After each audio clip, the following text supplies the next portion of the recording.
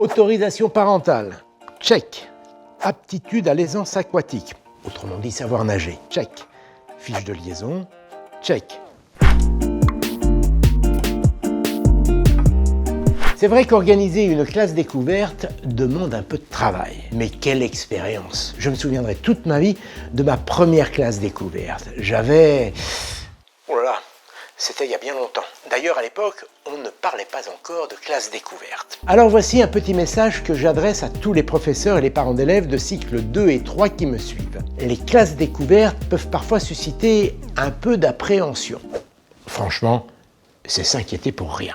Pour les enfants, une classe découverte, c'est un pas vers l'autonomie. Apprendre à voyager en dehors du cercle familial. C'est aussi une autre façon de vivre ensemble en dehors des murs de la salle de classe. Découvrir les dortoirs, les veillées nocturnes, prendre les repas en commun, décider tous ensemble. Une très bonne expérience de la vie en groupe. Au retour, les enseignants notent souvent que la classe vit beaucoup mieux, que les élèves sont devenus plus autonomes, plus responsables, bref, qu'ils ont grandi d'un coup. La classe découverte, c'est aussi l'opportunité de pratiquer des activités physiques réalisées en pleine nature, dans un décor naturel souvent spectaculaire. Randonnée pédestre, à vélo ou à cheval, sport de glisse, activités aquatiques, le tout dans un cadre sécurisé avec des accompagnateurs formés et compétents. Les classes découvertes, ce ne sont pas non plus des vacances. Bien au contraire, c'est une formidable occasion de donner du sens aux apprentissages. Les activités proposées sont souvent construites en lien avec les programmes scolaires. C'est une vraie salle de classe à ciel ouvert.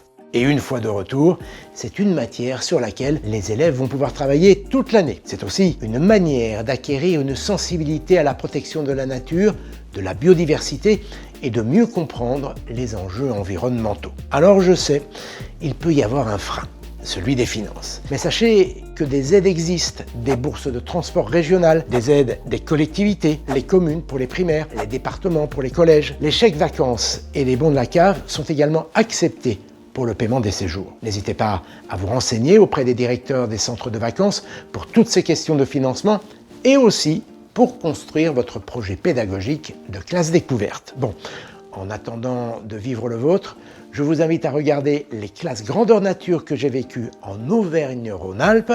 Le lien est dans le commentaire et je vous dis à très vite pour un nouvel épisode. Cette fois, je me rends en Ardèche.